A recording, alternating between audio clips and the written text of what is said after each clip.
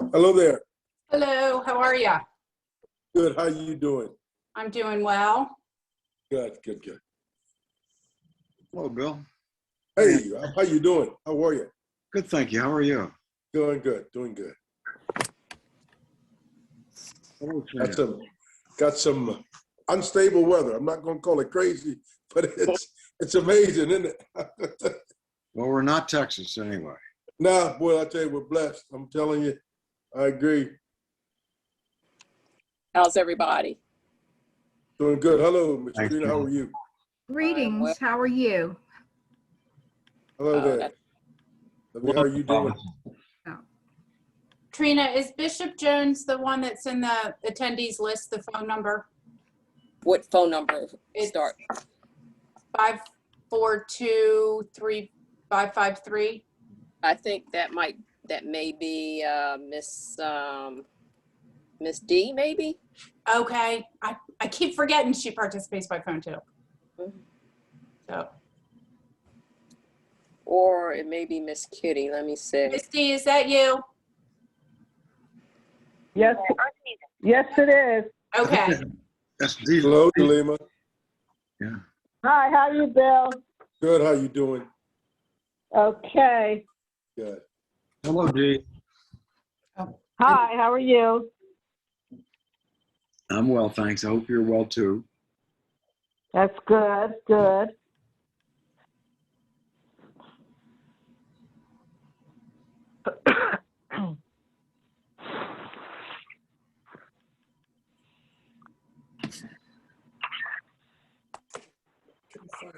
There we go.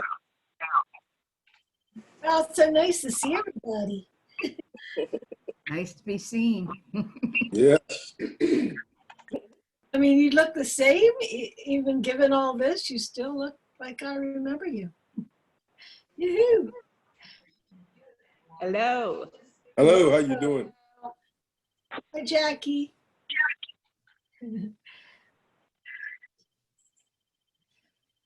Hi, Rachel. How are you? I'm okay. Oh, that's good. I miss seeing you. Yeah, I miss going to City Hall. Yeah. Of course, we probably would have had to cancel today Yeah, that's in right. this weather. You're right. Well, be No safe. snow days for Be anybody safe. now. Be safe. Be safe.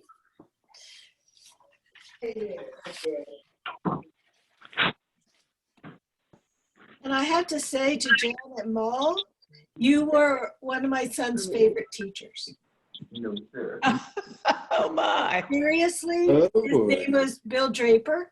Oh my gosh. Yeah, and we were really going through a very, very, very hard time, and you were his lifeblood. Oh, I love him. Yeah, I have not seen him in years though. How is he? he's fine. He's fine. Great. It's been years. Miss Anne Marie, if you see a phone number that's 302-333, that may be Miss Kitty. Sure she's yeah, right. I'm not seeing that. Or do you see a 697? The only phone number right now is Miss D. Okay. Ted?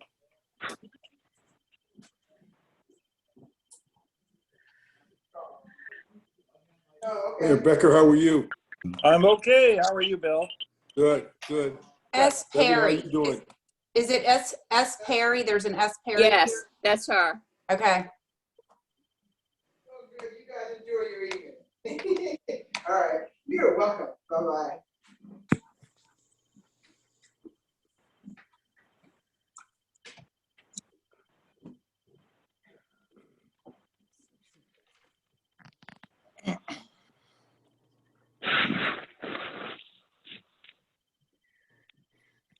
Hey, Bill Colick, I loved reading about you on Facebook.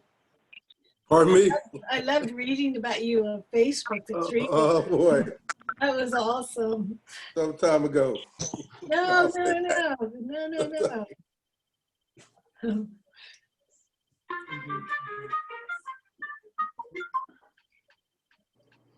Do you see Reverend Cafferty yet? I do not. I texted her and reminded her. So hopefully she'll be joining in a second, and Bishop as well.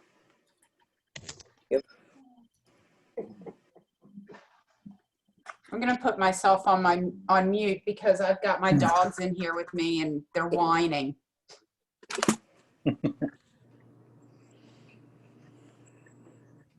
Anne Marie, what kind of dogs do you have? I have dachshunds. Oh, So they're pretty old. Let's see. They're 12 and 13 or 12 and 14. wow. But they definitely enjoy whining. Oh, and Miss Mall, did you see you're also one of Andrew Williams' favorite teachers? I tell you. Jim Abbott, how you doing? Well, how are you? Good. Yeah, life treating you okay in cold weather? Absolutely. That's good. That's good. I could be in Texas now. That's true. That's true. Nobody wants to be in Texas now. How about it? Not even one of their senators. How about it? Ah, How about it? But supposedly he was just turning around. He was just dropping his children off and flying right back. I think they're adult. I think they're adult children. The largest, Trina, we've got three phone numbers bag in I've ever seen. on the line now. So I know we've got Miss D, and then there was a 233, so I unmuted that. And then there is 313. No. Yeah, 313-5350. Do you know? No, I don't know that one. It could be a guess. So I did send out some invites. 718 would be Reverend McCafferty. Yeah, and she's not on yet. Okay, and Bishop would be, let's see, and then if we don't see them, we'll go ahead and get started. Let me look for Bishops. Bishop would be either 302-236 or 645. Okay, yeah. We don't have either of those. Okay, well, I guess it's on me.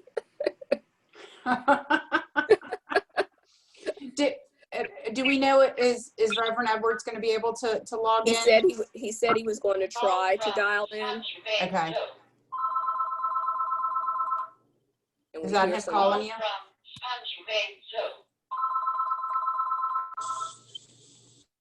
Call from Spongy That's not my phone. Okay, so it is now 6:05, and we call our meeting to order. We are now calling the Lewes African American Heritage Commission meeting to order, and we will now have a moment of silence.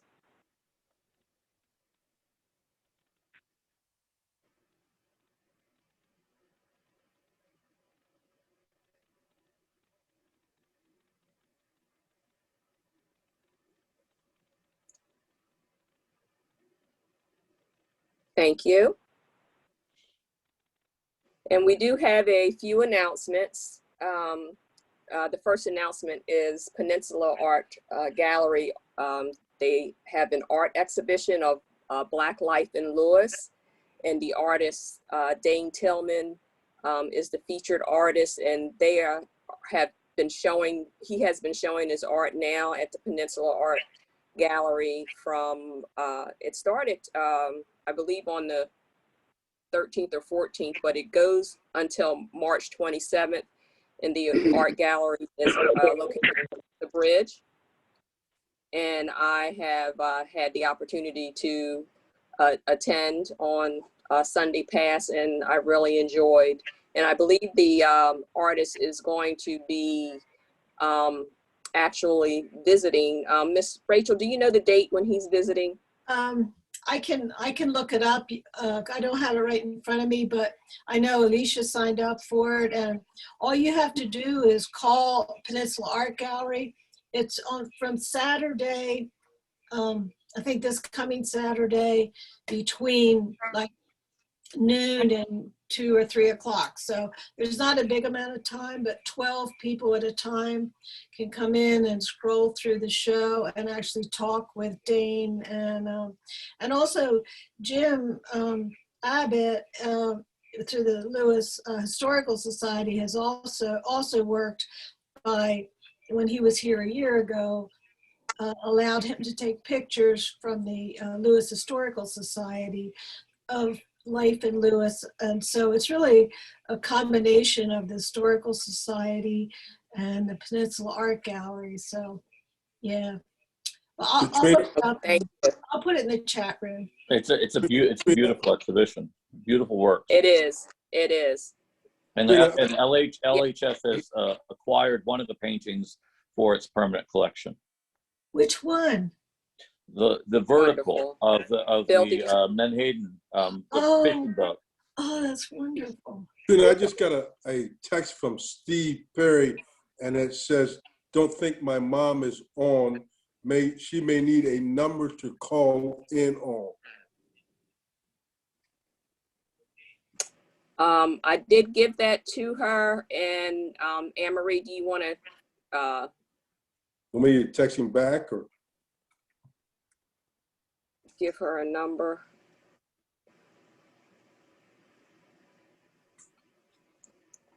She's muted, isn't she? And while you're doing that, while you're doing it, I'll keep. Okay. I will continue on with the announcements. Southern Delaware Alliance for Racial Justice is holding a town hall in March. I believe that's on March 9th at 7 p.m. And it's the title is "Good Trouble, Still Marching." So you can go onto their website and sign in to sign up for that. And who am I sending this to? I'm sorry. Miss Kitty Perry. Okay. Do I have her number? Or do you want to text it to me? If you give me the, Trina, if you give me the number, I could text Steve. Can you give her the sign, Miss Anne-Marie, can you give the sign-in information to Bill? Sure. Okay. It's 1646. Okay, hold on. So 1646. 558. Hold on. 8656. So 558, and what's next? 8656. 8656.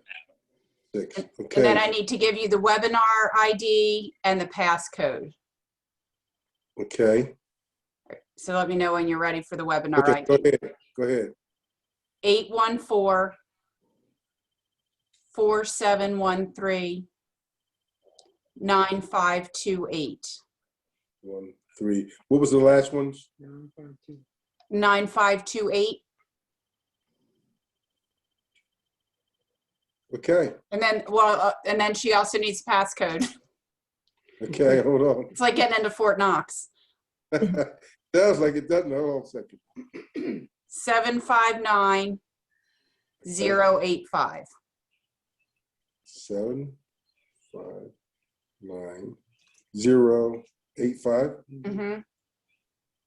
Okay, I'm going to send it to him. Trina, I thought I heard you in your announcement say that the event by the Southern Delaware Alliance for Racial Justice on March 9th was at 7, but I think their 7 p.m. I think their announcement said it was at 5 o'clock. Oh, so it must have, so maybe it's, okay, thank you. Okay, appreciate that. And the other announcement I had is Lewes Historical Society. They've been featuring their 17 Men exhibition, and it's still ongoing. And I believe through May. Is that so? It actually runs for a year. It'll close in February 2022. So hopefully we will all have an opportunity to explore the exhibition post-vaccine. Yes, how about that? Yes. All right, I'm not sure if Dr. McCafferty has joined yet, but if not, I will continue on.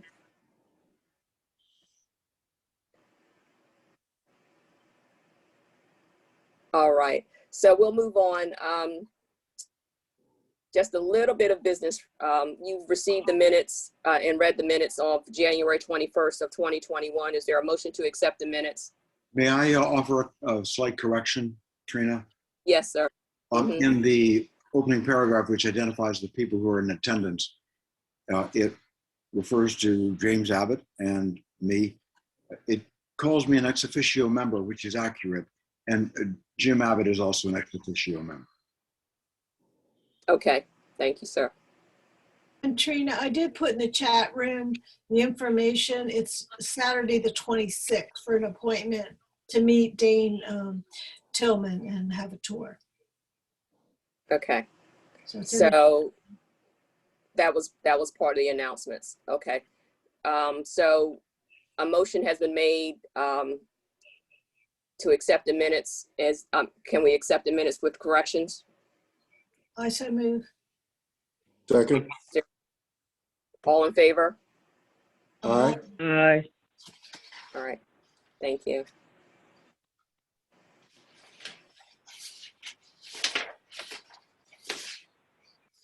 And so moving on, in honor of Black History Month, we announced last month that we were going to do something a little different, and we will hold off on regular business this month until next month, but we wanted to invite 3 guests to discuss the recalled memories of their life in Lewes or while growing up in Lewes.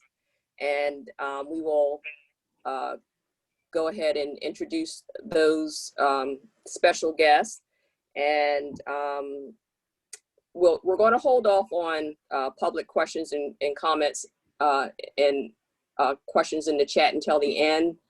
We're going to give the opportunity for the 3 special guests to discuss a little bit about their life in Lewes uninterrupted.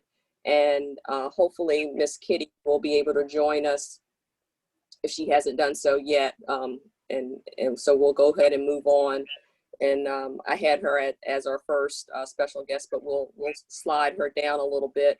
And we'll go ahead and move on to Miss Janet Mall Martin, who has grown up, was born and raised here in Lewes, and we will go ahead and move on to Miss Janet. We're going to give you a little free reign to talk about, what you want to talk about, and we know there's, good things and there's not so good things as growing up. So, and we want you to be honest and just give us and our audience a taste of how it was when you were growing up here in Lewes. Thank you so very much, Trina, for first of all, the invite. And some of you I know, and others of you I'm going to have an opportunity to get to know, but I am excited about being able to be a part of your meeting this evening and to come in and to share some things with you during this Black History Month. I will say this, I see it as American history, and Black history is a part of American history. And so therefore I don't celebrate Black history just in the month of February. I celebrate it every day of my life. And mainly because I carry it with me every day of my life, because I am a Black female. And so as Trina said, I was actually born in Wilmington, Delaware. My father worked in Wilmington in the railroad and came down to Lewes because this is where he was born. He was born in Lewes and raised in Lewes. And so I actually started first grade in Lewes. So my first 6 years were up in Wilmington and then down here, but I call myself a local, and I say born and raised in Lewes. I spent a great deal of time, I was just sitting here thinking, I lived on Burton Avenue, and some of you may remember there used to be a farm, some of you may, used to be a farmhouse there on Burton Avenue, where, if you can remember Mr. Tom McLean, so some of you may know that area there. I'm not sure exactly who lives there now, but I spend a great deal of my time living there. My family, my mother's side of the family, who was a Chisholm, owned that property.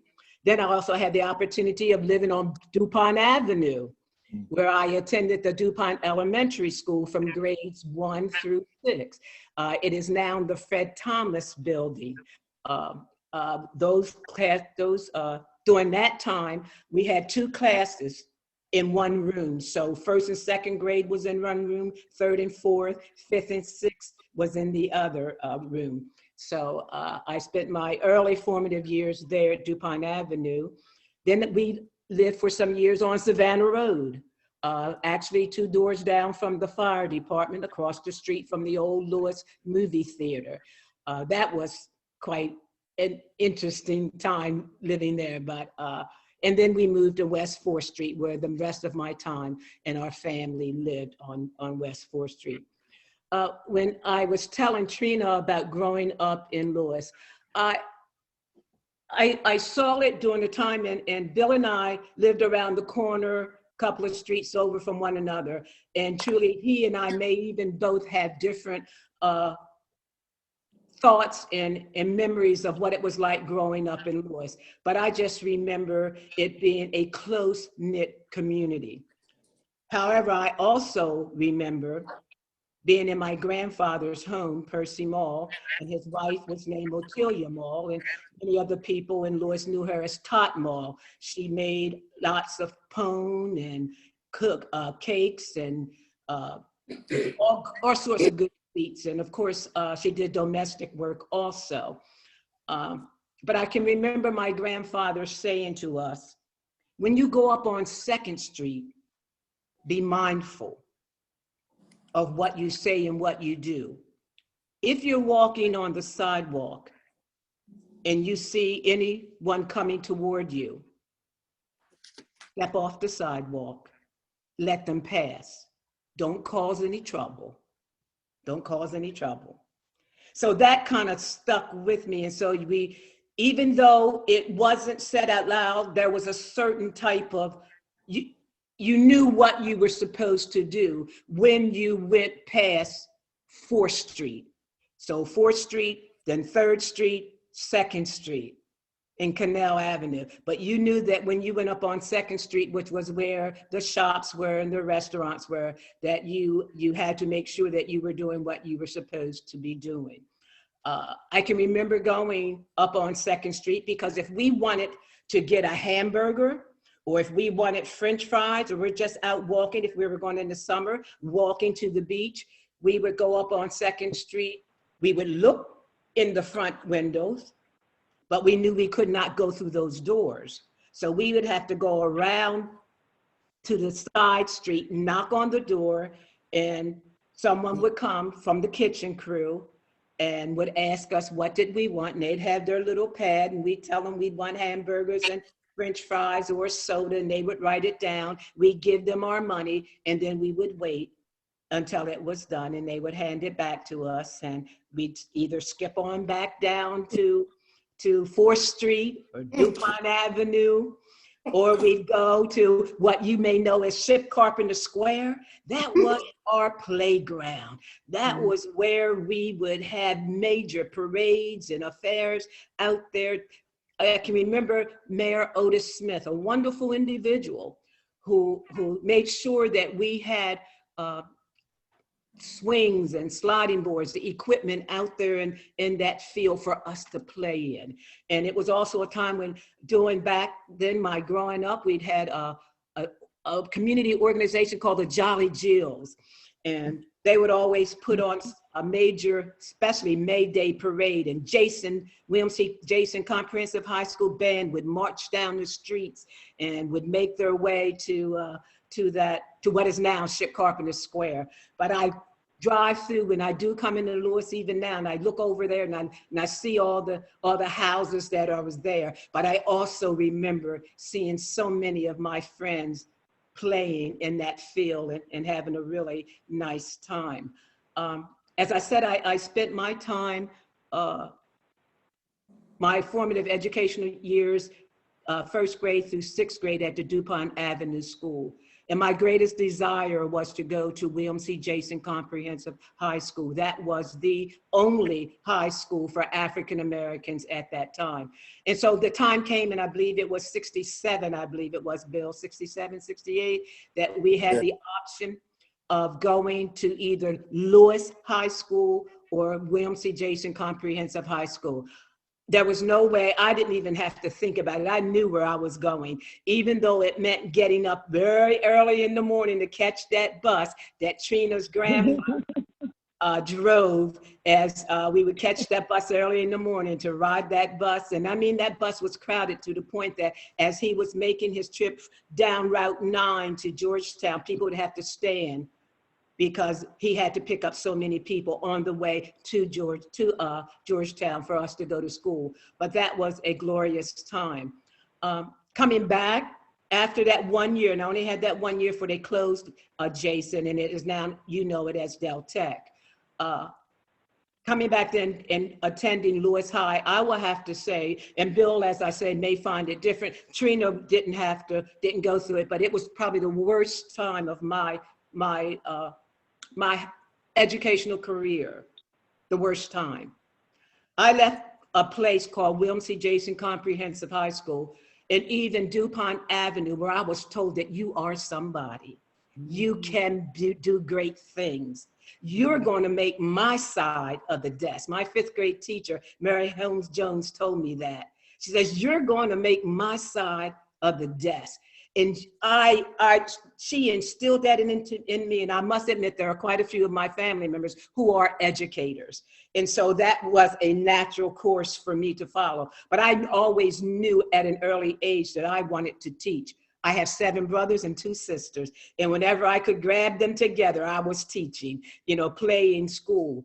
But as I said, when I went to Lewes High School, I left Jason from an atmosphere and a feeling of knowing that I am somebody, that I can be somebody, and I'm going to go on to do great things, to a time where, in my mind, that was all dashed with integration. That I found myself one of only, maybe the only one in my classes, African American. And to this day, I am 68 years old. And to this day, I still carry the trauma of that time. And I'll just share this with you because I do this when I speak about it, because I don't think people realize that trauma can last a lifetime.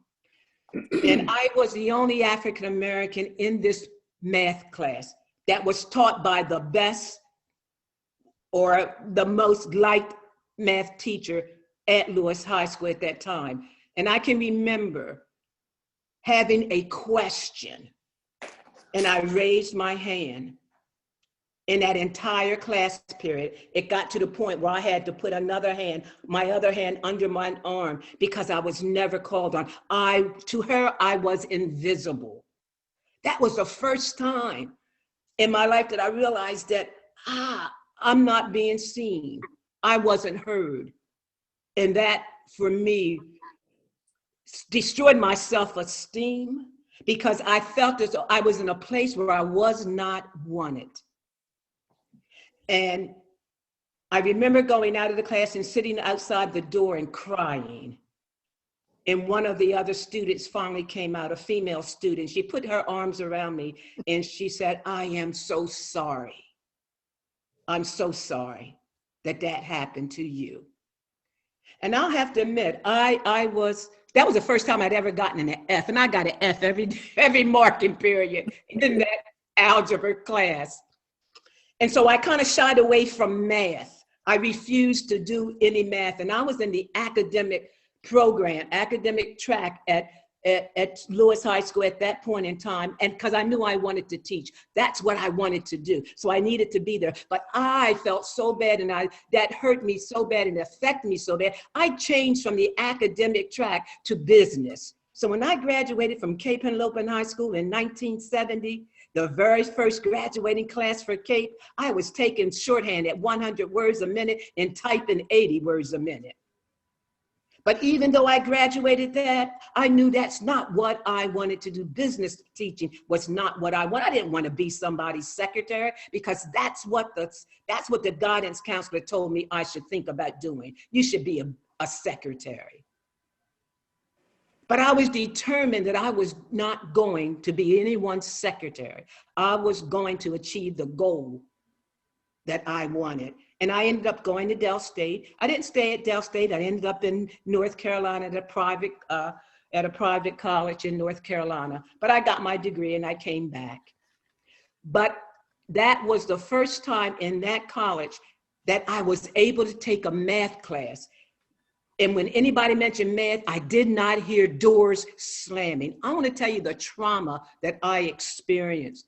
That anytime math was told to me, even when I was at Del State, I would literally hear doors slam in my mind. I hated that. But when I went down to school at college in North Carolina, I was in a class of 7 people. And for the first time in a long time, in a higher level math class, I received an A. And I got my degree. I came back to Cape because I was determined to let them know I came through the system and I made it.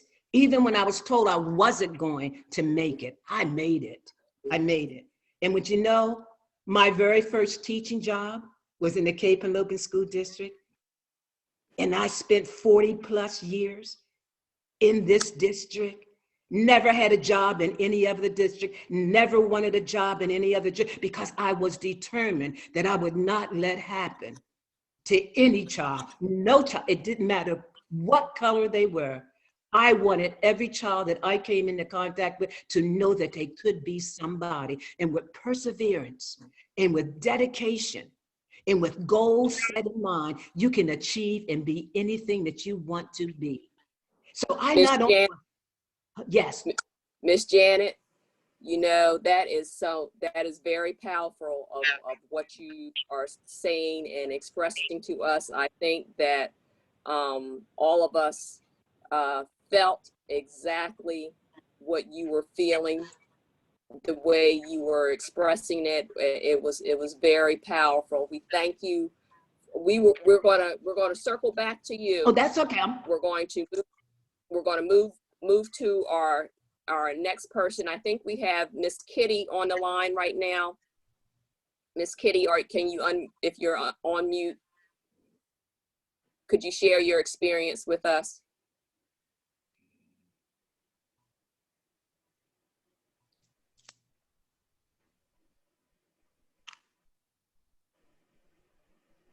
I don't think we're hearing you, Miss Kitty. Are you off of mute?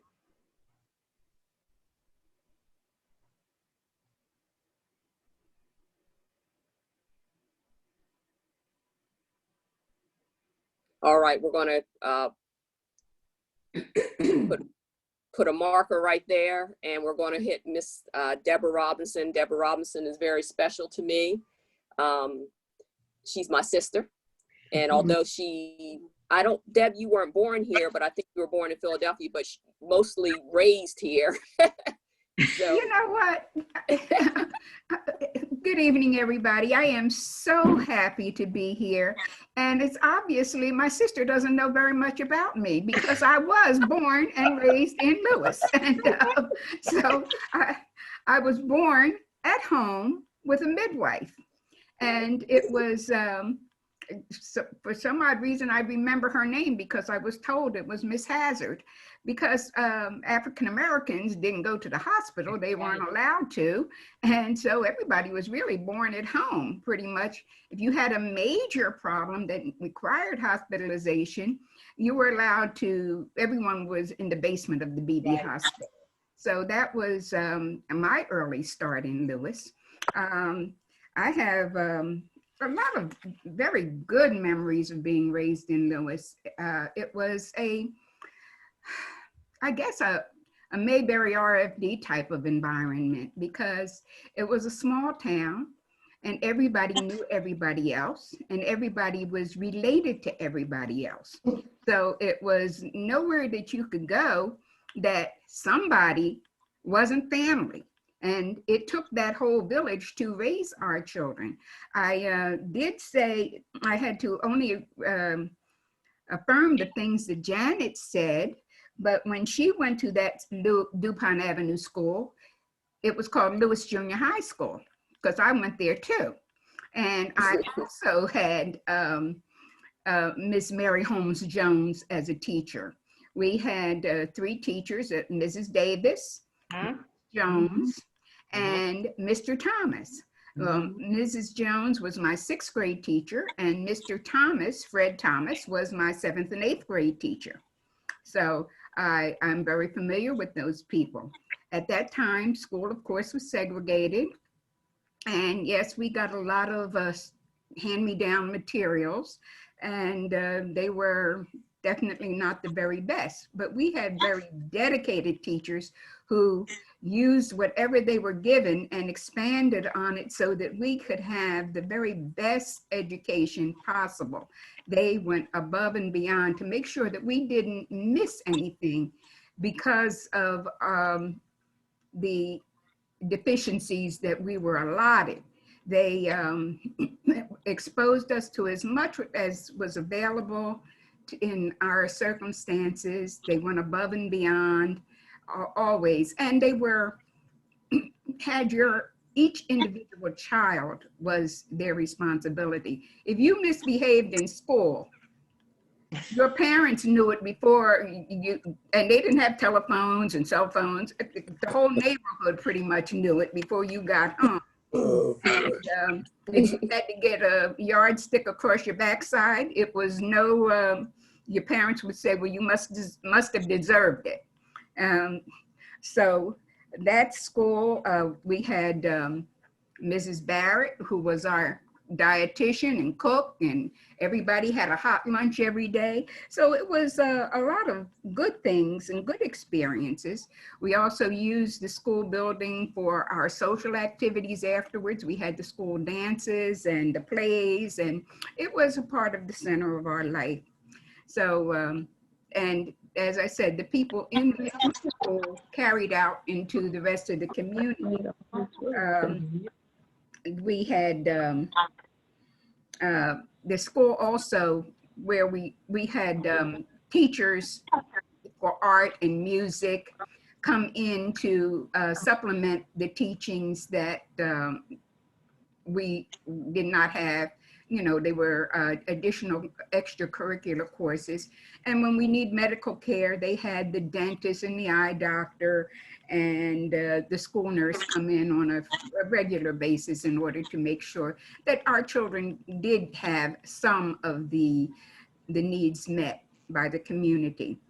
The other part of Lewes I remember is our church activities. We had basically 2 African-American churches in my early years, and that was St. George and St. Paul.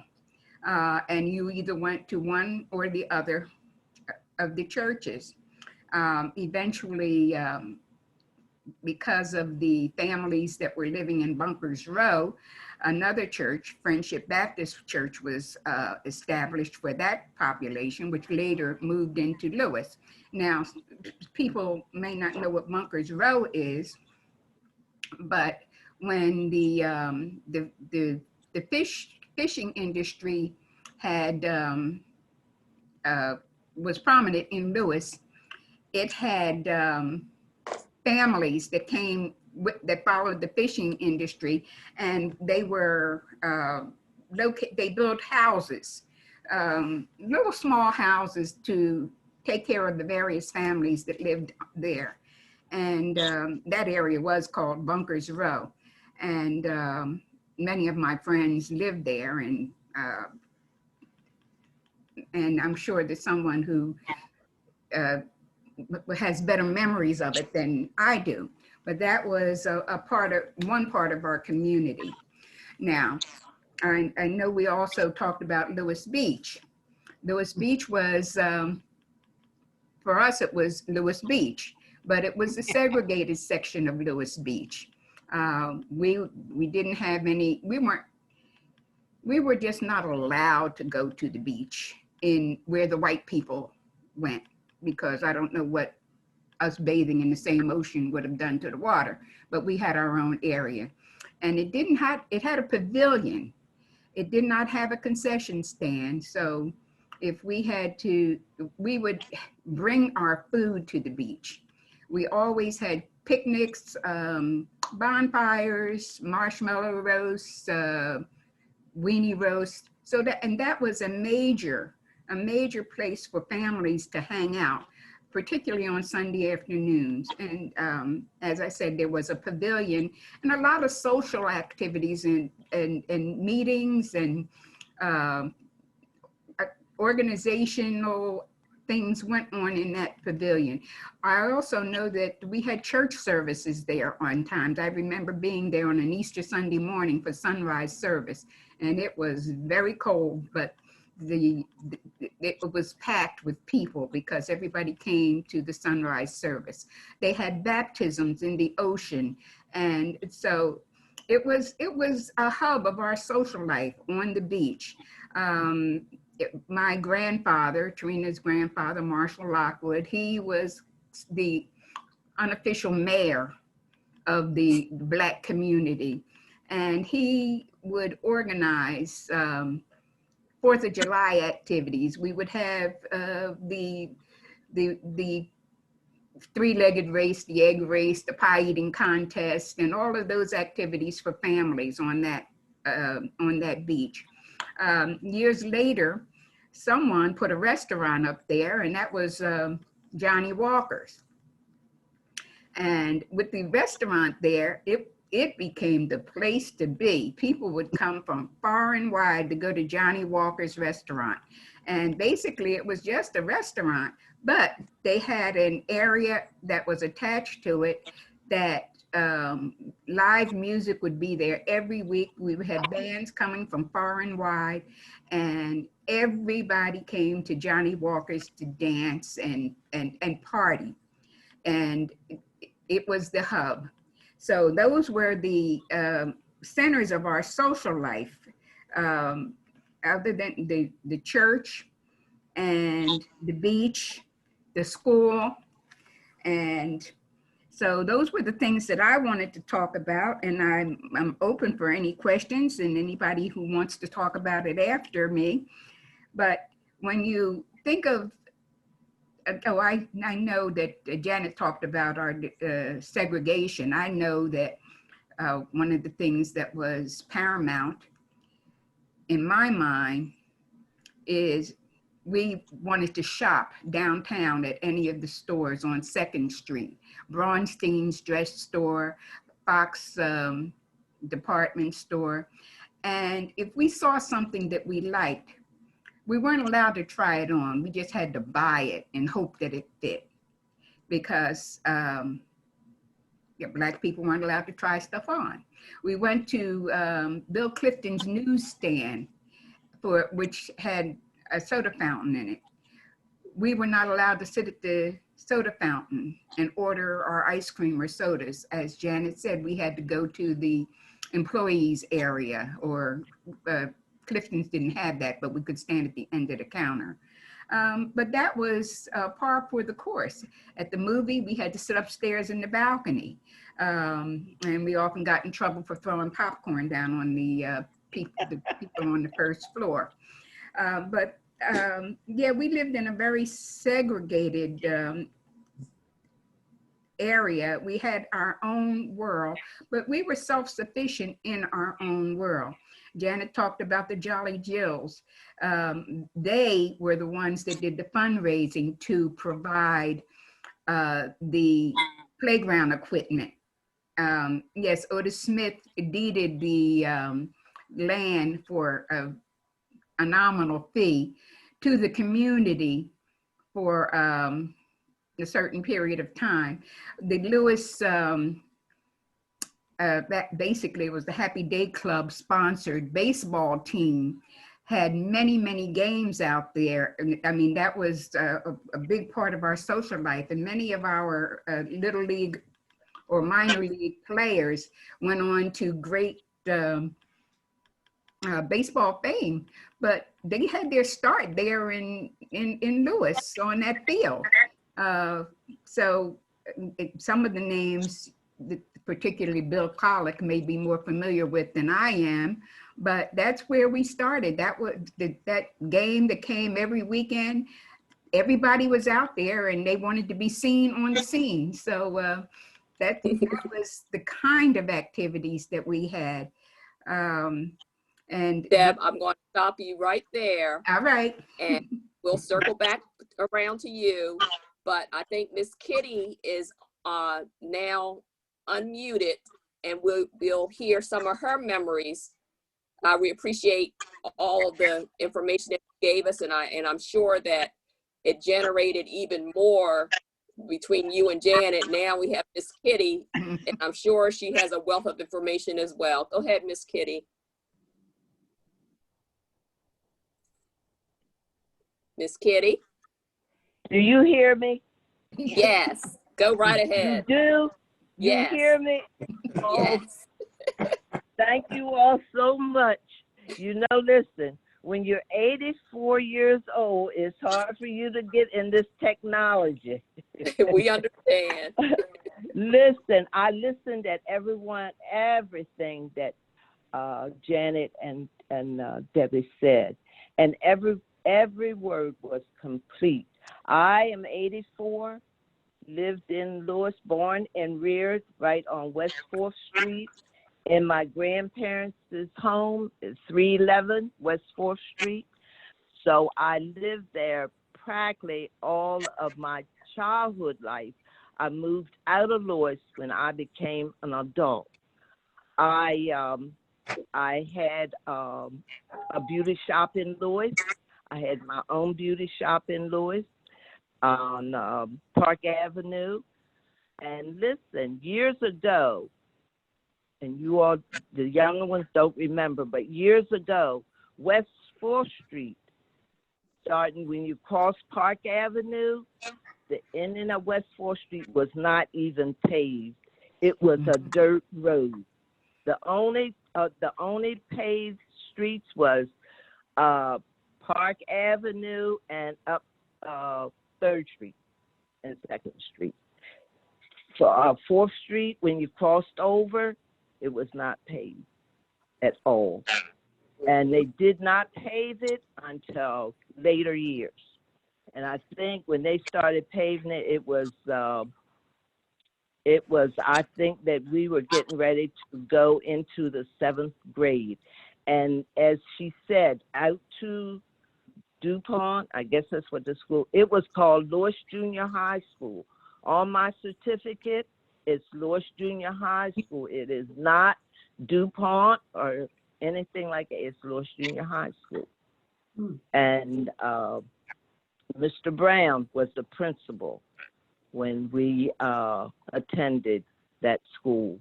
We had a lot of fun back to Lewes High School. They had a band. They had their own music department. Miss Holmes, she was a teacher, but then she cooked us meals. And my grandfather, Joe Seymour, Senior, he used to take care of the furnace. He used to be down in the steps and take care of the furnace for the school. There is a lot of history in Lewes. And it was called now Ship Carpenter Square. That's where my mother and father's house was.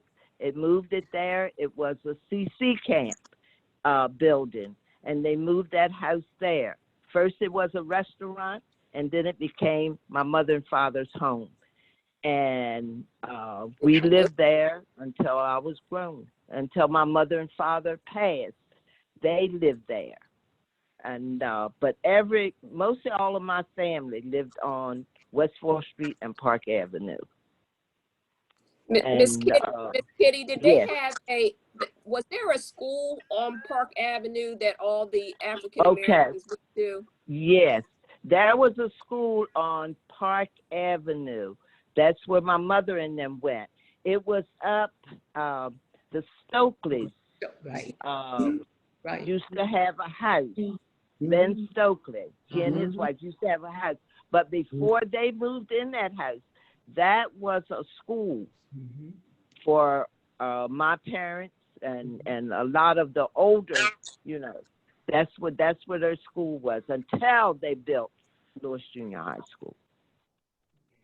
And so where was your shop at, Kitty? My shop was on, there was some a row of homes my grandfather used to own right there on Park Avenue and the corner of Park Avenue and West 4th Street, right there. It was three apartments, and my shop was in the Inn apartment that was right there on Park Avenue. I mean, on Park Avenue and West 4th Street. Now, I heard that some part of that street or something was called Chamomile. Does anybody No, know? That is Park Avenue. That's the up part of Park Avenue. Now I understand the reason why they called it that was they used to have the Marines, merchant Marines or something. They used to come and work on their boats on part of that lot where it's called Ship Carpenter Square, but it only was the part that was up the street, right across from Mr. Jimmy Thompson's. Okay. Okay. Okay. And then and your mother was part of the Jolly Jills, wasn't she? Yeah, my mom. Yeah, she was part of Jolly Jills, and the Jolly Jills did a lot for the young people in Lewes. Did a lot for us because they had different socials and of course she said, Jason Band used to come, and they would parade on 2nd Street and downtown and over by the museum and then they ended up down in the field. So it is a lot of history in Lewes that because we didn't even and you know, right there where the Happy Day Club was, before it became a bar, years before it became a bar, that was our clinic. When we were young, the state nurse, because we wasn't allowed to go to the hospital or the doctors or nothing like that. So the state nurse would come there and they had an office there. That's where we used to go and get our shot or get examined and everything. That's where the clinic was before it became before it became a Happy Days Club or anything like that. Yeah. And I guess you know, at the Happy Day Club, they brought a lot of entertainers. When Henry Hill owned the Happy Day Club, there was a lot of entertainers that came to Lewes. Yep, a lot of entertainers. Who was your favorite? Who was my favorite?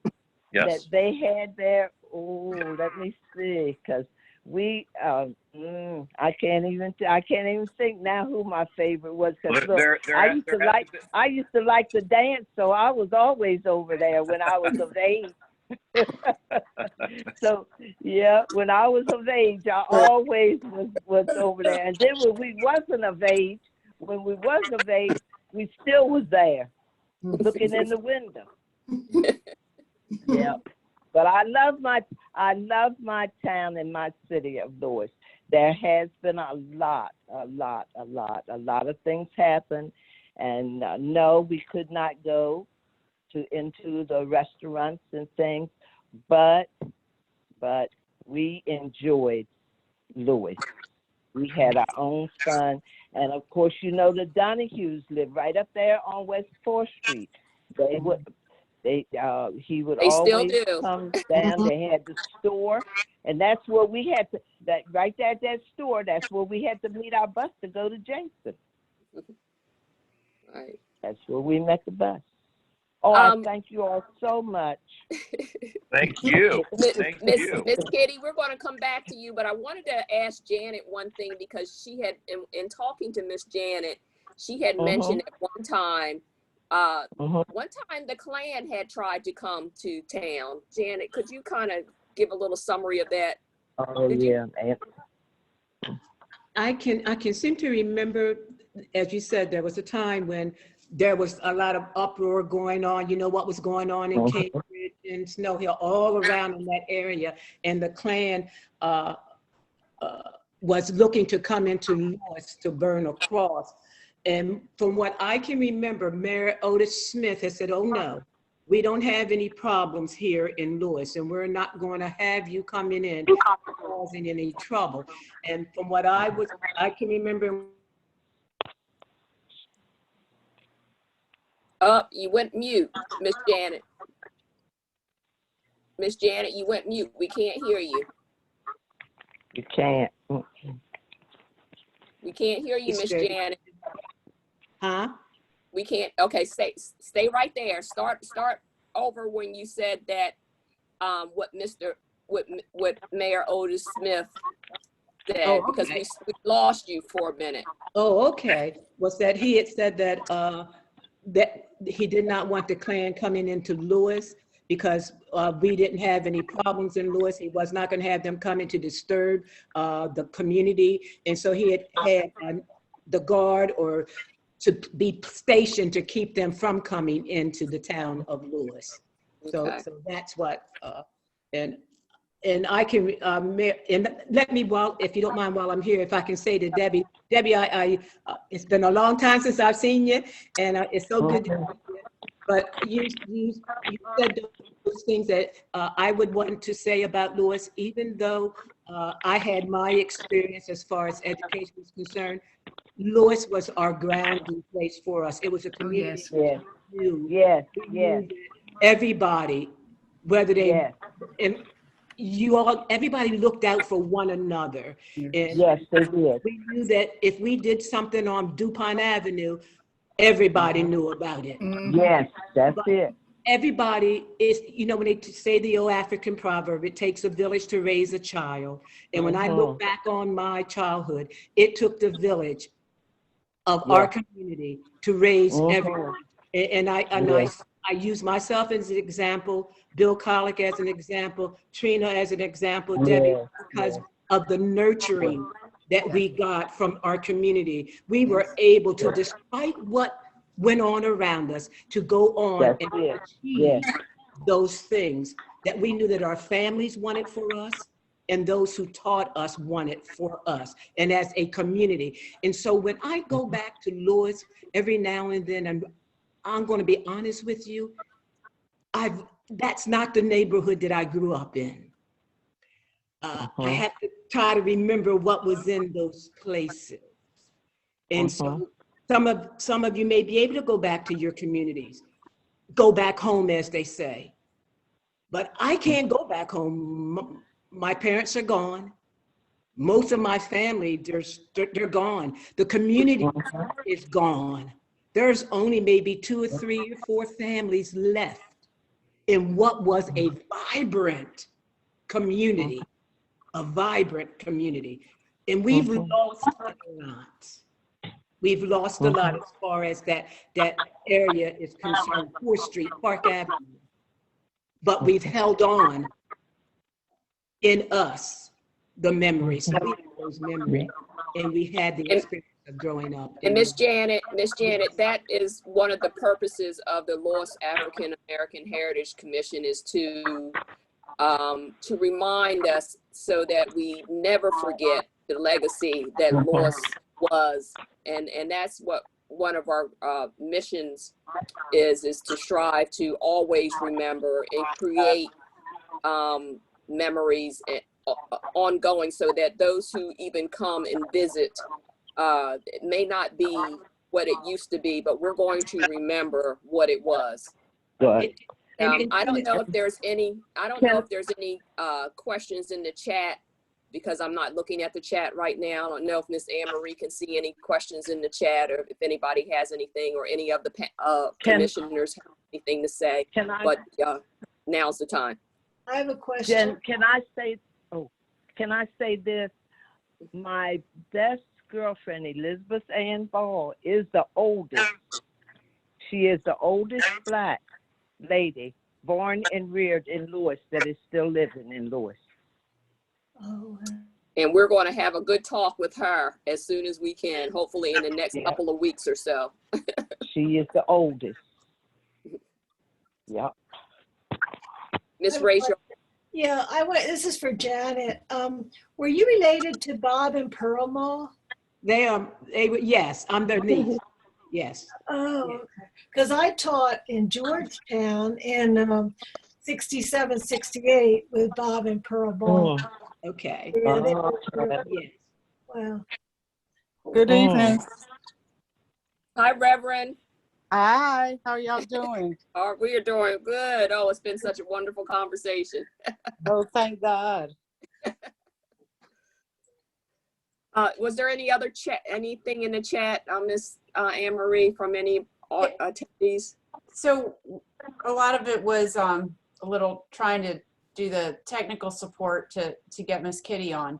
But we had Wayne Paskins said he was so glad to hear the experiences during the times he remembers. Coming to Lewes from Rehoboth was really like going out of town. Rachel had asked where Bunker Row was located, and Deborah responded that it was located where the ferry depot is. Yeah. And Alicia Jones indicated that she had to leave. Mr. Paskins also indicated that he had to leave, but that's Miss Wayne Paskins. Oh, I'm sorry. I'm sorry. Is she not a woman? That's yes, not she's a woman. So it's that's not Mrs. Paskins. Okay, yeah. I'm sorry. And now I see that Miss Collick's telling me, but I got there too late, so I apologize. So that's what we have in the chat, and then we have Zita Dressner has a hand up. Oh, and she wants to know when Miss Kitty left Lewes. Oh, I left Lewes in 1968. Hi, Miss Kitty. Hi. How are you?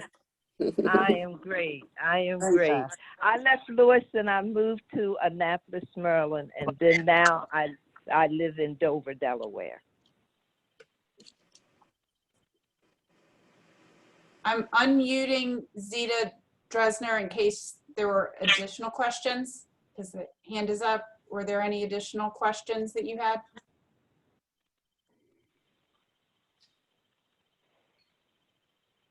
I guess not. I just wanted to say thank you so much. This has just been so wonderful. Thank you. Thank you, Trina, for putting it all together. But what a great idea. It's fabulous. Thank you. And Stephanie Collick has her hand up. All of us.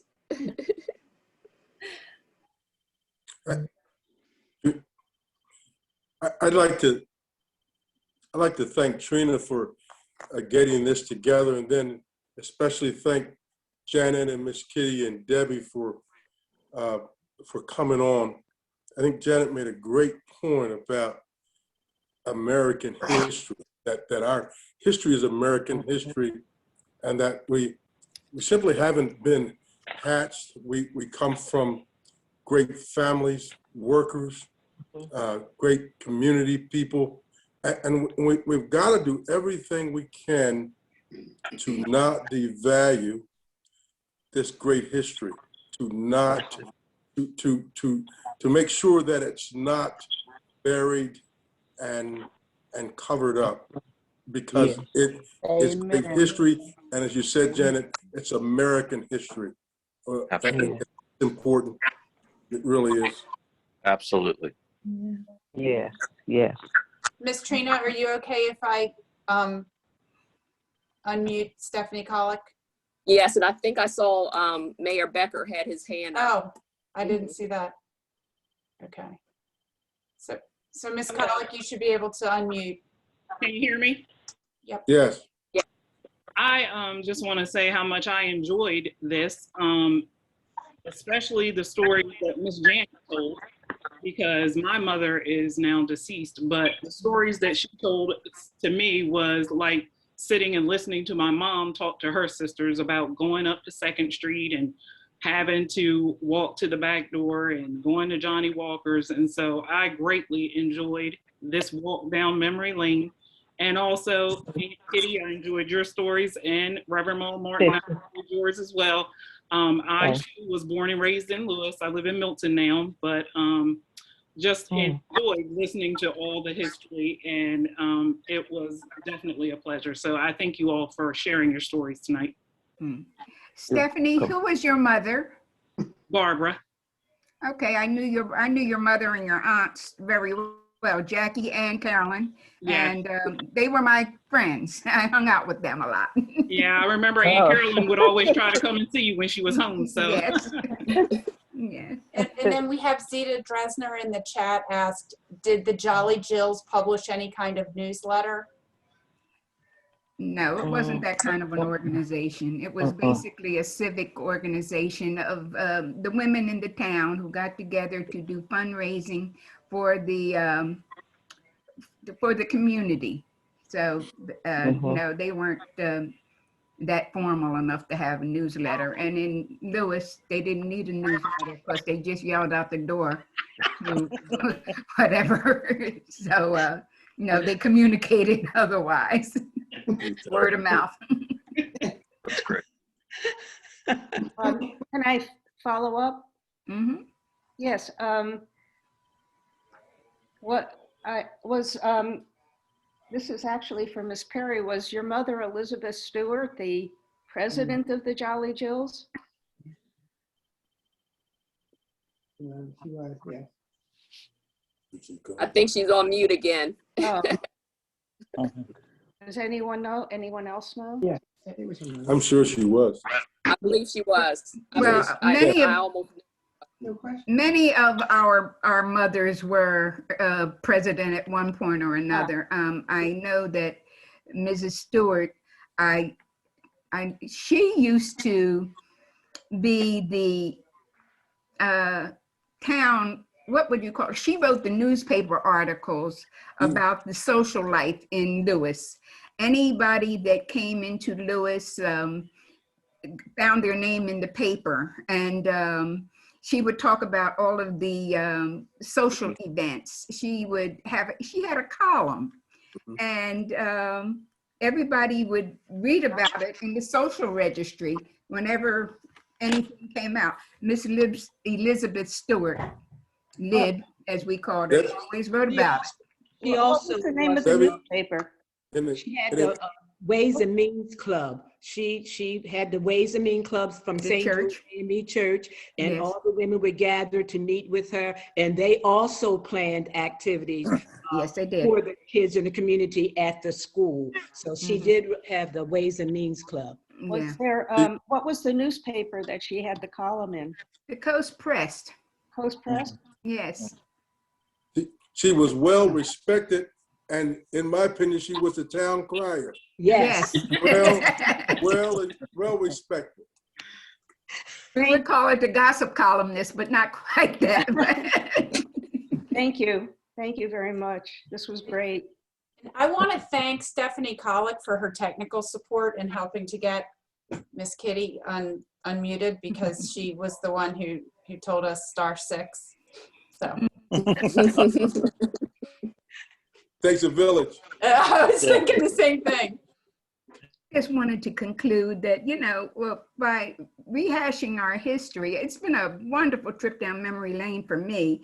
And I do know that our history is not dissimilar to the rest of Lewes, except that it's ours. And when you know what we went through, other people who lived in Lewes that were not in the African American community might have been going through the same kinds of things or similar things, but it finds out that, our similarities are greater than our differences. And with that, we can form a more perfect union. That's all. Absolutely. Absolutely. Yes. Debbie, this is Ted Becker. I couldn't say anything better than what you just said. Thank you very much. It's been a very informative presentation here. But I think the particular story about how the playground, which is now Ship Carpenter Square, was utilized and the Jolly Jill's importance in the community is really a story that is not well known. And I'm very glad that you spent so much time talking about it. Very helpful. Thank you. Thank you. Reverend McCafferty, did you have any final words I do apologize that I was late, but I do thank the participants because, as everyone has said, it's such an important thing, and we want to make sure that our history is preserved because our history has not been so in the public eye. And it's just a great thing that this organization is doing to reclaim our history. So I thank you all, and I think it's a wonderful thing. And I look forward to more such conversations. Mr. Morgan, did you have anything you'd like to add? I think you're on mute, sir. You're on mute.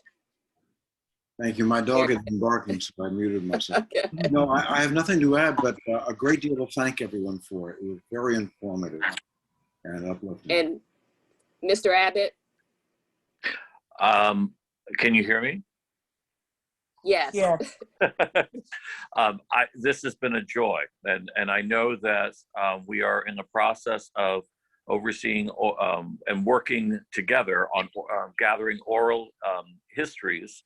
But this is what it is, a joint history. It's not a segregated history.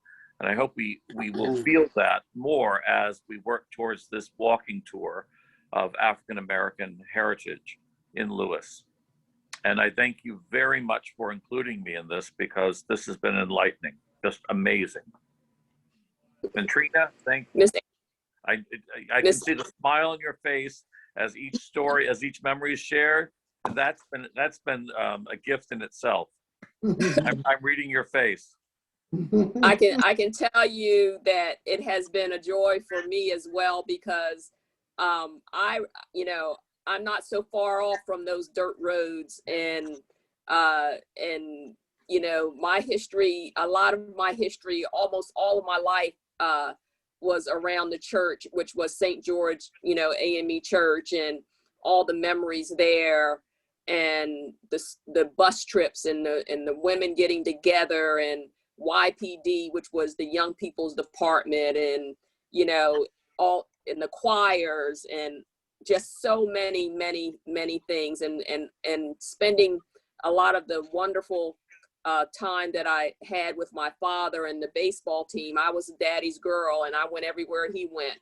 So if he traveled, I traveled. But all of those memories and hearing you all talk about them has been, my heart, I'm almost in tears. My heart is filled. And I think when I go back and review this video of this, I'll feel the same way. And I think that those volunteers that were on the meeting got enough information that they can even branch off, and don't be surprised if you all get some calls to do some more oral histories. And you may have to repeat what you said today, but I think it will help some of the volunteers to get to some of the information that they need to do some of the research. Absolutely. So Trina, are we allowed to use any of the recordings from tonight for any of our? Well, we're going to talk about that a little bit later, Miss Rachel, but not tonight. But I think we're going to get together and talk about how we're going to move forward with that. Right. And permissions, etc. Right. Yes. Because we got to get that waiver, signed and all that kind of stuff. So it's all the tedium. Yes. All right, I think, let's see, let me look at the agenda. If there's no other public comments or questions, we're going to resume our regular commission meeting in March, which would be the third Thursday in March, which is March 18th at 6 p.m. Great. And Dr. McCafferty, can you adjourn us, please? Oh, yeah. I'll take a motion to have the meeting adjourned. Second. I second. No, I said I would take one. Someone would make okay. Make a motion. Oh, thank you. All in favor, the meeting, it has been, I'm sorry, I got something in my throat. All who are in favor of the meeting be adjourned, just show your support by saying aye. Aye. Aye. Any noes? The ayes have it. The meeting is adjourned. Thank you so much. Thank you, everybody. Appreciate you. Love you. Thank you, Reverend. everybody. This was Thank you, wonderful. Trina. All right. Bye-bye. Okay. Everyone stay warm. Yeah.